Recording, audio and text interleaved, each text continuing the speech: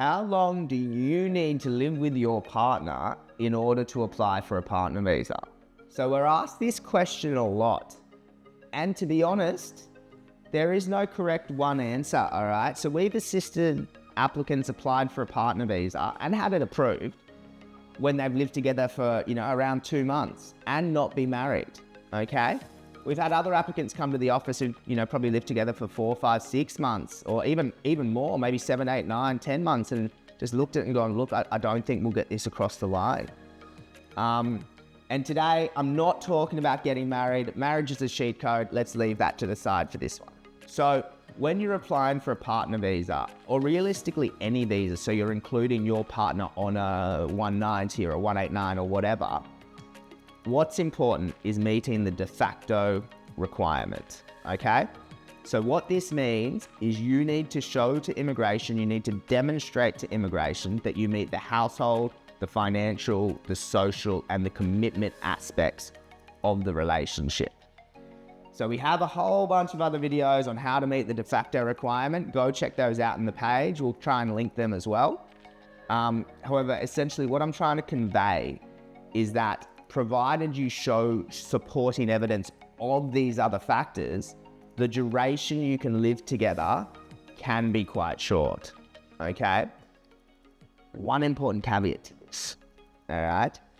So if you have lived together for less than 12 months, you are generally speaking going to need to register a relationship in the state that you live in, okay?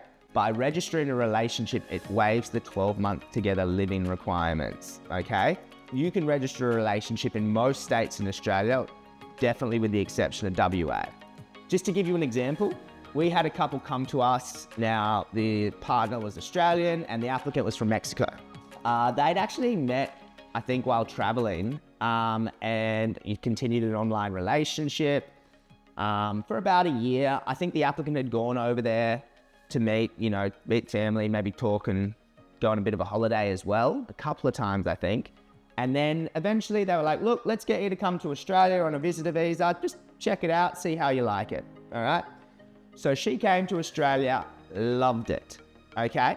And then basically they came to us and they're like, hey, we want to try and keep her to stay here. Now she's only, she's just got here and she's got 3 months left on this visitor visa. And I said, look, okay, we can probably work with this. They've got a bit of history behind them, which we can use.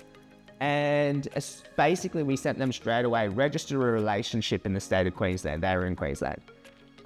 Build up the evidence on paper that you're living together, get correspondence sent to the address, set up a joint bank account, actively use it, commitment, making sure the superannuation beneficiaries get this additional documentation. So not just the registered relationship cert, you need the other documents to accompany that to show it's a well-rounded application, all right?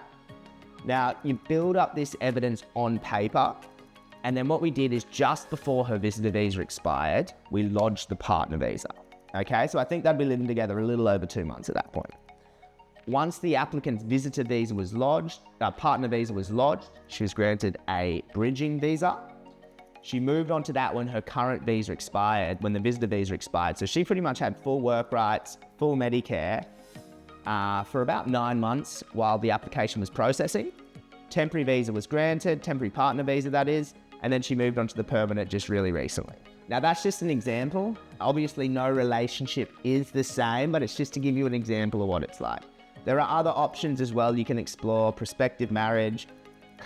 Maybe you can get married if you need to. But look, basically my point with this video is to just show you that there are other ways. Okay, so if you are interested or you want to chat with someone a little bit more about your specific situation, jump on, book into a consultation, and let's discuss.